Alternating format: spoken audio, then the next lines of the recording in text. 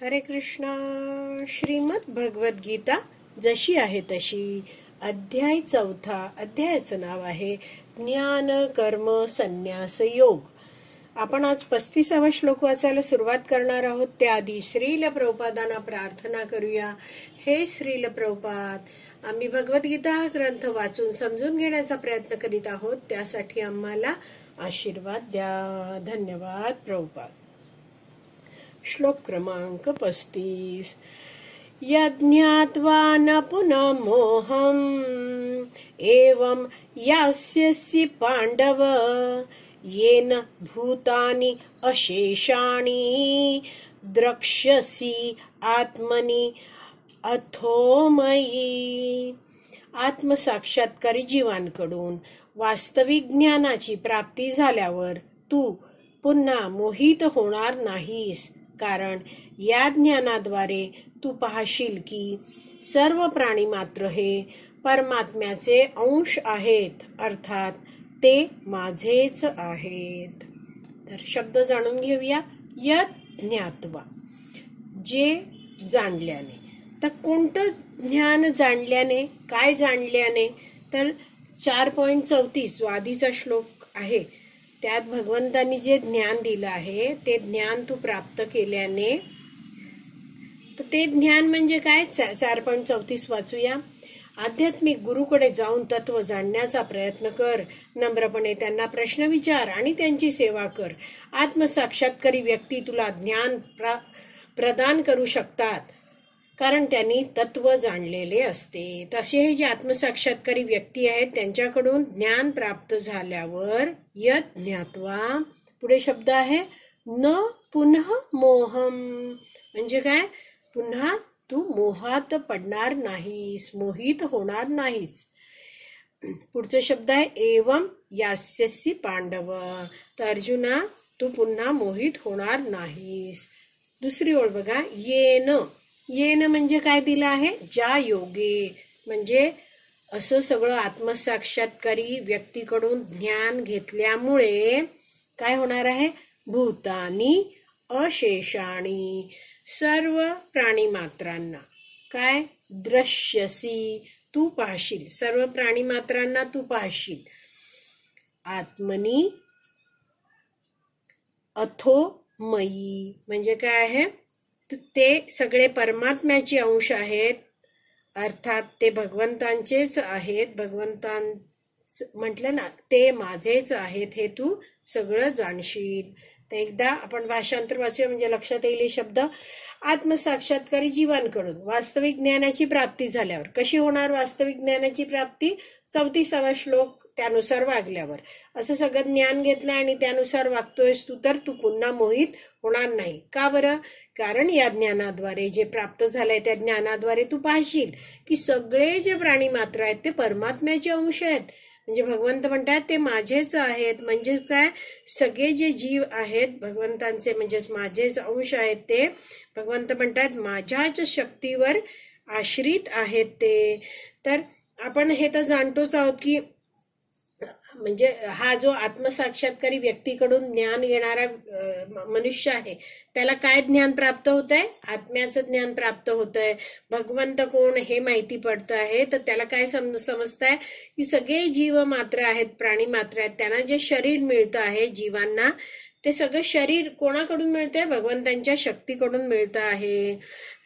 तर हे सगळं ज्ञान झालं आहे आणि त्यामुळे अर्जुनाला भगवंत म्हणतात हे सगळं ज्ञान प्राप्त केल्यावर तू मोहित होणार नाहीस. मग हे माझे मित्र, हे माझे नातेवाईक, ते माझे शत्रू, असा तुला मोह राहणार नाही. अशा प्रकारे तू पुन्हा मोहित होणार नाही. हे सगळं ज्ञान गुरु, आध्यात्मिक गुरु देणारे असतात. तर गीताभूषण टीका आहे श्रील बलदेव विद्याभूषण यांनी लिहिलेली, ती वाचूया. आध्यात्मिक गुरूंकडून जे ज्ञान प्राप्त झाले त्याचे फळ, प्रभाव सांगणारा हा श्लोक आहे. सर्व प्राणी मात्र परमात्म्याचे म्हणजेच भगवंतांचे आहेत, अंश आहेत, हे जाणल्याने हे अर्जुना तू पुन्हा मोहात पडणार नाहीस. अशा प्रकारे या श्लोकाद्वारे भगवान श्रीकृष्ण अर्जुनाला उपदेश देत आहेत. तर अर्जुन युद्ध सुरू होण्याआधी विचार काय करत होता की आता मला माझ्या बांधवांना मारायचंय, आणि मोहित झाला होता, गोंधळला होता. काय विचार होते? मी त्यांना मारेन, म्हणजे मी करता आहे, मी करविता आहे. हा भाव जो आहे तो काय मोह दाखवतो. तर श्रील बलदेव विद्याभूषण समजावतात की समजा अर्जुनाने भगवान श्रीकृष्णांना प्रश्न विचारला की मी पुन्हा मोहित का होणार नाही, तर भगवान श्रीकृष्ण उत्तर देताना म्हणतात की ह्या आत्मसाक्षात्काराच्या ज्ञानाच्या प्राप्तीमुळे तू पाहू शकशील की देव, मानव वगैरे जितकी शरीर या जगतात दिसतात त्यात सगळे वेगवेगळे जीवात्मे स्थित आहेत. म्हणजे तू त्या सगळ्या जीवांना, त्या जीवांचे जे शरीर आहे त्यापासून भिन्न वेगळं पाहू शकशील. म्हणजेच काय, सगळे जीव हे आहेत, हे वेगवेगळ्या भिन्न भिन्न शरीरात आहेत आणि जीव हे शरीरापासून भिन्न आहेत. तू हेही पाहशील की सर्व जीवात्म्यांनी धारण केलेलं शरीर माझ्यामध्ये स्थित आहेत. म्हणजे भगवंत काय म्हणतायत, तू काय पाहशील की सगळी ही जी धारण केलेली जी जीवांची शरीर आहेत ती माझ्यामध्ये स्थित आहेत, भगवंत म्हणतात. म्हणजेच यासाठी वैष्णवाचार्य समजवतात की या जगतातील कोणतीही वस्तू भगवंतांच्या शक्तीपासून वेगळी नाहीये, भिन्न नाहीये. म्हणून काय आहे, सगळी जी हा जीवात्मा, जी सगळी हा मनुष्य ज्यांनी ज्ञान प्राप्त केलाय तो सगळ्या जीवांकडे पाहतो आहे, तेव्हा त्याला समजतं आहे की सगळ्या यांनी जे शरीर धारण केली ती काय भगवंतांवरच आश्रित आहेत, भगवंतांच्या शक्तीने सगळी बनलेली आहेत. दुसरं भगवंत म्हणत आहेत की मी सर्व कारण आहेत. म्हणजेच काही सगळी जी शरीर आहेत, काही शरीर उच्च दर्जाची आहेत, काही नीच शरीर आहेत, नीच योनीतली शरीर आहेत. मात्र जाणलं पाहिजे की हे शरीर मिळतं आहे तर ही शरीर, हे जे शरीरासाठी जे पंचमहाभूत वगैरे सगळं भगवंतांकडूनच येतं आहे. आणि तिसरं भगवंत म्हणत आहेत की तू या सर्व शरीरांना माझ्या कार्याच्या रूपात पाहशील. म्हणजेच काय, कार्य म्हणजे परिणाम, म्हणजे जितकी शरीर उपस्थित आहेत ती भगवंतांच्या शरीरानेच उत्पन्न झाली आहेत असं तू पाहशील. असं सगळं बलदेव विद्याभूषण समजवत आहेत. भगवंतांनी हे सांगितलंय. तर पुढे श्रील बलदेव विद्याभूषण याचा अर्थ समजावून सांगताना म्हणतायत की जीवात्मा आपल्या स्थूल आणि सूक्ष्म शरीरापासून भिन्न आहे, परंतु तो हरिविमुख आहे. म्हणजे जीवात्मा कसं आहे, स्थूल शरीर जे दिसतंय पंचमहाभूतांनी बनलेलं शरीर त्यापासून ही जीवात्मा वेगळा आहे, आणि जे सूक्ष्म शरीर आहे कसलं, मन, बुद्धी, अहंकाराने बनलेलं त्या सूक्ष्म शरीरापासून पण जीवात्मा भिन्न आहे. या भौतिक जगतात जीवात्मा कसा आहे, हरी विमुख आहे. म्हणजेच हरीपासून तो दूर गेला आहे, एवढं कळलं. म्हणजेच त्यांनी पाठ फिरवलेली आहे. तर हरीच्या मायेद्वारा, म्हणजे भगवान श्रीकृष्णांचीच जी माया शक्ती आहे तिच्याद्वारा जीवांना स्वतःच्या शरीराप्रती ममत्व उत्पन्न होतं. म्हणजेच काय आहे, जेव्हा या भौतिक जगतात भौतिक शरीर धारण करतोय जीव येतोय तर तो विसरून जातो मायेच्या प्रभावाने की मी आत्मा आहे, आणि तो जाणाव्याला काय लागतं त्याला की हे शरीर म्हणजेच मी आहे. आणि मग तो देहात्मबुद्धीत राहतो आणि या देहाद्वारे भौतिक उपभोग प्राप्त करण्याचा प्रयत्न करतो. तर पुढे वाचते आहे, श्रील बलदेव विद्याभूषण समजवतात की परमात्मा हे सर्वेश्वर आहेत. ते आपल्या स्वआश्रित जीवांना त्या जीवांच्या कर्म आणि गुणानुसार देह इंद्रिय देतात. म्हणजे भगवंत आहेत ते सर्वांचेच ईश्वर आहेत, आणि सगळे जीव आहेत ते त्यांना काय त्यांच्या कर्मानुसार वगैरे शरीर मिळतं आणि त्या शरीराला इंद्रिय पण प्राप्त होतात. आणि भगवंत काय करतात, हा जो देह जीवाला मिळाला आहे ते देहाची जी यात्रा आहे, शरीर यात्रा संपादन करण्यासाठी साधन देतात. म्हणजे शरीर दिलं आहे आणि त्याला इंद्रियही देतात आणि बाकीही गोष्टी सगळ्या पुरवल्या जातात. पण हे सगळं कसं आहे, हा जो जीवात्मा आहे त्यांनी जी पूर्व कर्म केली आहेत, जशी इच्छा केली आहे त्यानुसार त्याला भगवंतांद्वारे दिलं जातं. नाक, डोळे, कान तसे दिले जातात. तर आपण हे पाहायला शिकलं पाहिजे की विविध जणांना ही प्राप्त होणारी सगळी जी इंद्रिय आहेत, त्याचे स्वभाव आहेत, मनोवृत्ती आहेत, ते काय त्यांच्या कर्मानुसार भगवंतांद्वारे दिलं जातं. आणि त्यामुळे आपण कुणाचाच द्वेष करायचा नाही. तर भगवंतांवर सगळे जीव आश्रित कशा रीतीने आहेत? आपल्याला शरीर चालवायला शरीर भगवंतांनी दिलंय, शरीर चालवायला अन्न पण भगवंतांनीच दिलं आहे. म्हणजेच सगळे जीव आहेत ते भगवंतांच्या आश्रयाला आहेत आणि भगवंतच सगळ्यांचे पालन पोषण करणारे आहेत, असं श्रील बलदेव विद्याभूषण समजवतात. पुढे वाचूया. तर श्रील बलदेव विद्याभूषण हे जे समजवतायत त्याच्यासाठी एक उदाहरण दिलं जातं. तर प्रभुपाद एक उदाहरण देतात प्रवचनात की एक परिवार आहे, एक पिता आहे आणि त्याला 5-6 मुलं आहेत. आणि एक सर्वात छोटं जे मूल आहे ते कसं आहे, मानसिक रुग्ण आहे. आणि मोठा मुलगा जो आहे त्या वडिलांचा, तो बाबांना म्हणतो की बाबा, ह्या मुलाला आपण मारून टाकूया का, मारून संपून टाकू, खाऊन टाकू. तर वडील काय म्हणतात, का तू पोसतोस का त्याला? नाही. मग तू काय चिंता करतोस, मी त्याला खाऊ घालतो. तर हे उदाहरण देऊन असं समजावलं जातं की सगळे जीव आहेत ते काय आहेत, भगवंतांचीच लेकरं आहेत. तर हे जे प्राणी आहेत ते सुद्धा भगवंतांचीच कमी बुद्धीची लेकरं आहेत आणि भगवंतच त्यांचं पालन पोषण करत आहेत. मात्र हे जे मांसाहार करण्याला उत्सुक असलेले लोक काय म्हणतात की ह्या प्राण्यांना आम्ही मारून खातो असं म्हणतात. तर एक जाणलं पाहिजे की सगळ्यांची व्यवस्था भगवंत करणारे आहेत. त्यामुळे हे जे कमी बुद्धीचे जे प्राणी आहेत त्यांना खाण्याचा अधिकार आपल्याला कोणीच दिलेला नाहीये. तर श्रील बलदेव विद्याभूषण समजावत आहेत की प्रत्येक जीवाच्या कर्मानुसार विभिन्न ग्रहलोकात सुख आणि भोग जे आहेत ते भगवंतांद्वारेच पुरवलं जातं, प्रदान केलं जातं. म्हणजे काय आहे, प्रत्येक जीव त्याचं जे कर्म आहेत, इच्छा आहेत, त्यानुसार काय त्याला वेगवेगळ्या ग्रहलोकात जन्म मिळतो. तर जो ज्ञानी व्यक्ती हे सगळं काही जाणतो आहे तो कधीच मोहित होत नाही. म्हणजे तो काय काय जाणतोय, मी जीवात्मा, भगवंतांचा अंश, भगवंत माझे स्वामी, परमात्म्याबद्दल तो सगळं जाणतो आहे. आणि तो प्रत्येक जीवांना बघतो आहे. तर कोणाला कमी दर्जाचं शरीर मिळालंय तर तो म्हणजे प्राण्याचं शरीर आहे तर त्याचा द्वेष करणार वगैरे असं करत नाही. तो जाणतो हे सगळे जीवच आहेत, भगवंतांचे अंश आहेत, पण त्यांच्या कर्म आणि इच्छानुसार त्यांना हे असं शरीर मिळालं आहे. तर हे सगळं ज्ञान प्राप्त झालेलं आहे. तर असा व्यक्ती आहे तो कधीच मोहित होत नाही. आता तात्पर्य वाचूया. आत्मसाक्षात्कारी किंवा वस्तूंचे यथार्थ स्वरूप जाणणाऱ्या व्यक्तीकडून ज्ञानप्राप्ती केल्यामुळे सर्व प्राणी मात्र हे पुरुषोत्तम भगवान श्रीकृष्णांचे अंश आहेत हे मनुष्य जाणतो. तर प्राप्त कोणाकडून ज्ञान केलाय, अधिकृत आत्मसाक्षात्कारी. म्हणजेच काय, अधिकृत ही आपण म्हणतो ना की बोनाफाईड स्पिरिच्युअल मास्टर, म्हणजेच जे अधिकृत प्रमाणित हा पण शब्द आहे. ही गुरु शिष्य परंपरा भगवान श्रीकृष्णांपासून सुरू झालेली आहे, अधिकृत गुरु शिष्य परंपरा.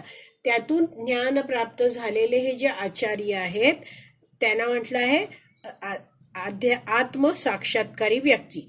तर अशा व्यक्तीकडून जेव्हा ज्ञान प्राप्त केलं जातं तेव्हा काय होतं, प्रत्येक वस्तूचं यथार्थ स्वरूप जाणणारे हे जे व्यक्ती आहेत ते आपल्या शिष्याला ज्ञान देतात, सगळं व्यवस्थित ज्ञान देतात.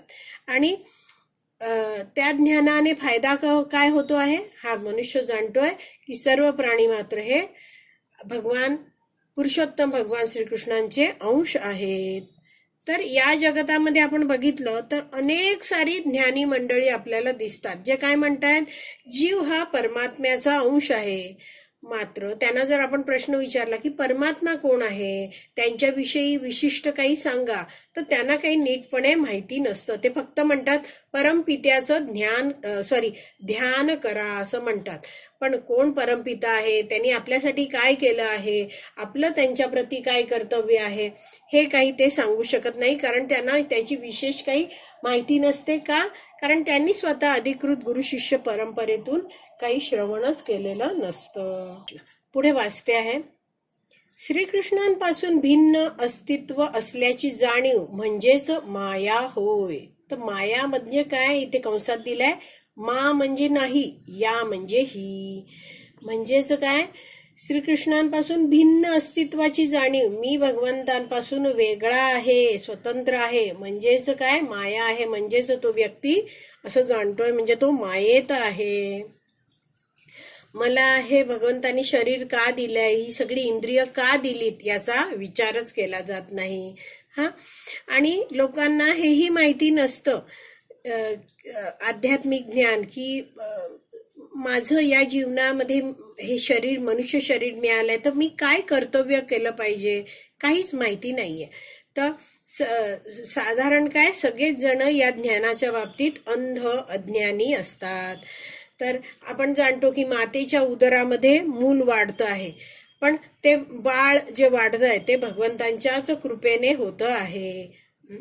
आणि आपण आता भक्ती करत आहोत, तर श्रील प्रभुपादांच्या कृपेने आपल्याला हे सगळे ग्रंथ आहेत, दिव्य ग्रंथ आहेत, वैदिक साहित्य आहे, ते सगळं प्रभुपादांच्या तात्पर्यासहित आपल्याला उपलब्ध झालेलं आहे.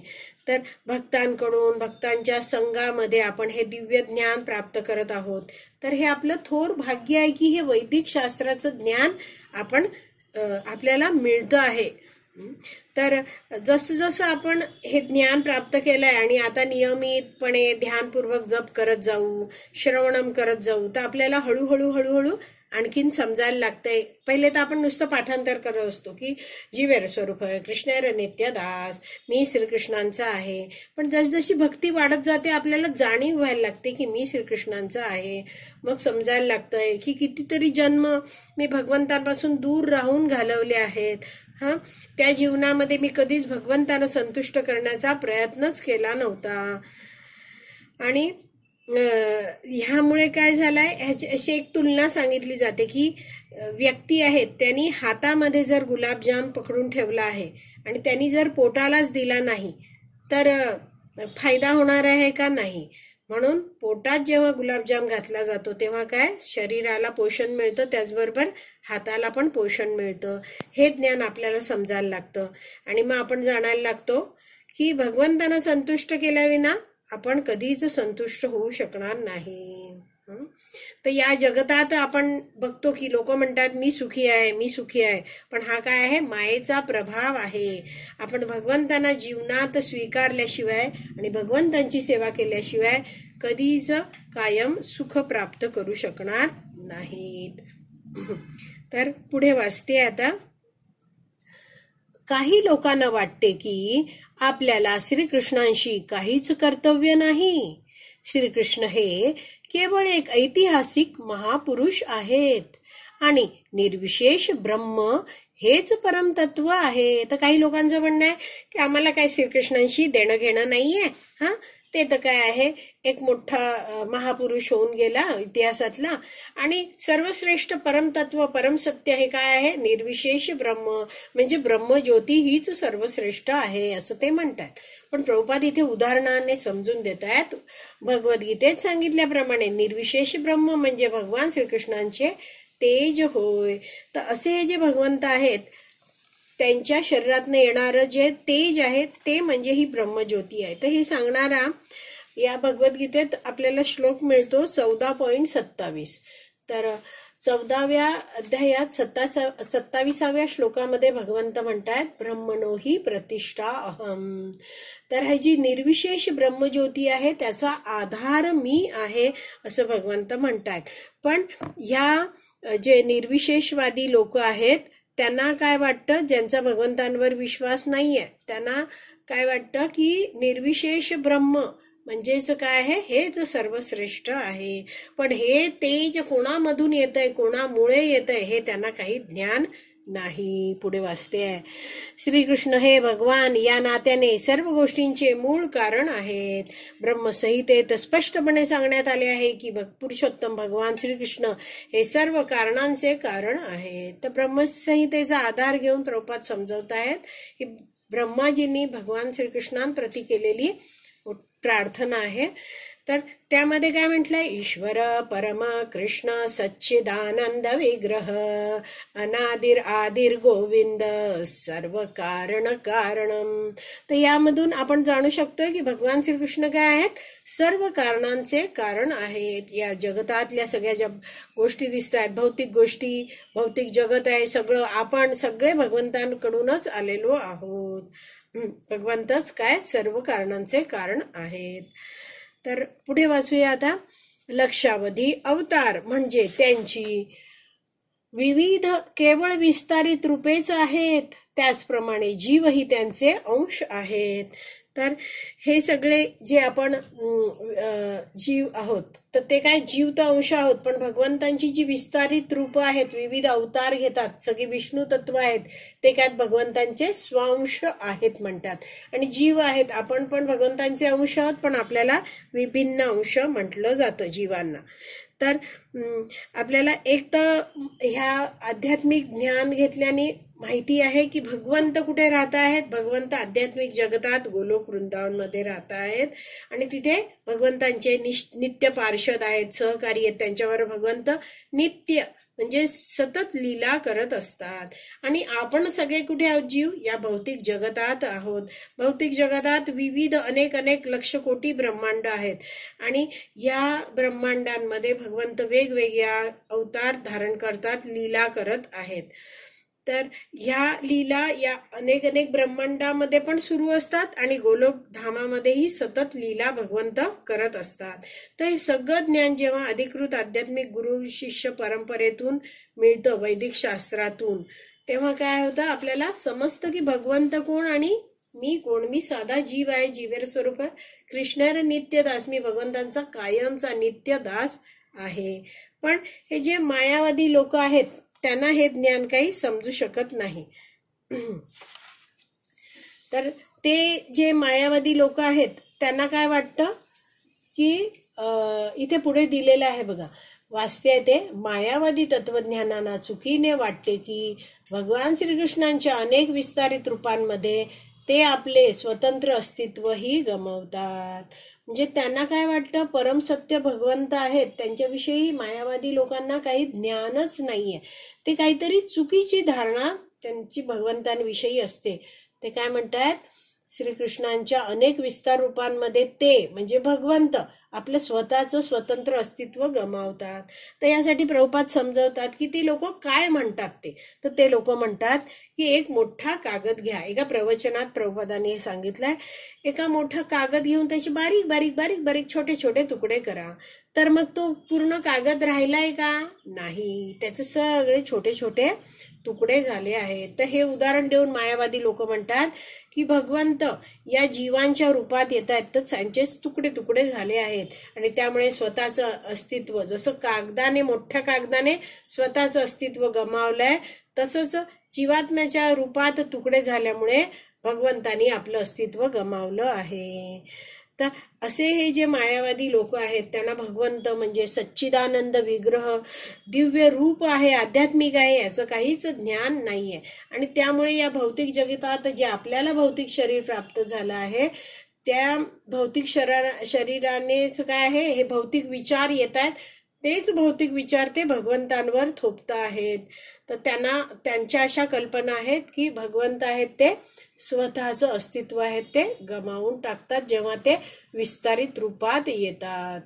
पुढे वाचते आहे, या विचाराचे स्वरूप भौतिक आहे. भौतिक जगात म्हणजे या विचाराचे स्वरूप भौतिक आहे म्हणजे भगवंतांबद्दल असं म्हणणं की भगवंत नष्ट होऊन जात आहेत, हे भौतिक आहे, चुकीचं आहे. भौतिक जगतात आपल्याला अनुभव आहे की जेव्हा एखाद्या गोष्टीचे तुकड्यामध्ये विभाजन केले जाते तेव्हा त्या गोष्टीचे मूळ स्वरूप नष्ट होते. आपण हे जाणतो की कागद तोडलाय तर मूळ स्वरूप नष्ट होत आहे, पण मायावादी लोक जाणत नाहीत की परमतत्व म्हणजे 1+1=1च होय.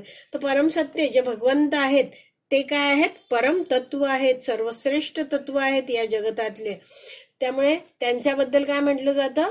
1+1=1 आणि 1 × 1 म्हणजेच एकच होय. परमधामामधील प्रत्येक गोष्टीचे स्वरूप हेच आहे. तर हे थोडंसं समजून घेऊया.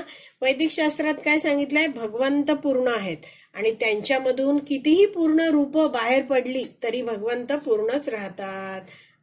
आणि भगवंतांमध्ये कितीही पूर्ण रूप प्रवेश करती झाली तरी भगवंत पूर्णच राहतात. यासाठी 1+1=1, 1+1=1 सांगितलंय. जसं आपण जाणतो कारण उदकशाही विष्णू म्हणजेच महाविष्णू हे कारण समुद्रामध्ये पहुडलेत. ते श्वास बाहेर सोडतात तेव्हा त्यांच्या प्रत्येक रंध्रातून, रंध्र म्हणजे शरीराला, आपले हात आहेत, हाताला बघा छोटे छोटे लव असते, केस असतात, तर ते केस एका रंध्रातून, छिद्रातून, त्वचेच्या छिद्रातून बाहेर पडत असतात. तर त्या छिद्रांना रोमछिद्र असं संस्कृतमध्ये म्हटलं जातं. तर हे महाविष्णूंच्या रोमछिद्रातनं असंख्य लक्षावधी ब्रह्मांड बाहेर पडत असतात. तर ही ब्रह्मांड जरी बाहेर पडली आहेत, ती बाहेर पडली तरीही महाविष्णूंच्या शरीरात काही बदल होतो का? नाही. आणि जेव्हा महाविष्णू पुन्हा श्वास आत घेत आहेत, ती सगळी जी लक्षकोटी ब्रह्मांड बाहेर निघाली होती आणि त्यात सृष्टी स्थापली गेली, सगळं झालंय आणि आता ही ब्रह्मांड श्वास घेतलाय तर पुन्हा त्या महाविष्णूंच्या रोमछिद्रामध्ये प्रवेश करती होत आहेत. त्यामुळे महाविष्णूंमध्ये काही बदल होतोय का? नाही. तेच 1+1=1, 1+1=1. तसंच आपण श्री ईशोपनिषद या ग्रंथाचाही अभ्यास केलाय, तर त्यातही श्लोक वाचला होता. ओम पूर्णमदः पूर्णमिदं पूर्णात् पूर्णम् उदच्यते. त्याच्यातही हेच शिकलो होतो की भगवंत आहेत, तर भगवंतांमधून अनेक सारे हे जे पूर्ण तत्व जरी बाहेर पडली तरी काय भगवंत पूर्णच राहतात. तर भगवंतांचं अस्तित्व कधीच नष्ट होत नाहीत. भगवंत हे भौतिक नाही आहेत, आध्यात्मिक आहेत. आणि इथे शेवटच्या ओळीत वाचला आपण की परमधामातील प्रत्येक गोष्टीचे स्वरूप हेच आहे. म्हणजे परमधाम आहे भगवंतांचं धाम, आध्यात्मिक जगत, यामध्ये प्रत्येक वस्तू ही आध्यात्मिक आहे. तर तात्पर्य बरंच मोठं आहे. उरलेलं तात्पर्य आपण उद्याच्या भागात बघणार आहोत. आज इथेच विराम देऊया. श्रीमद भगवद्गीता की जय. श्रील प्रभुपाद की जय. हरी बोल.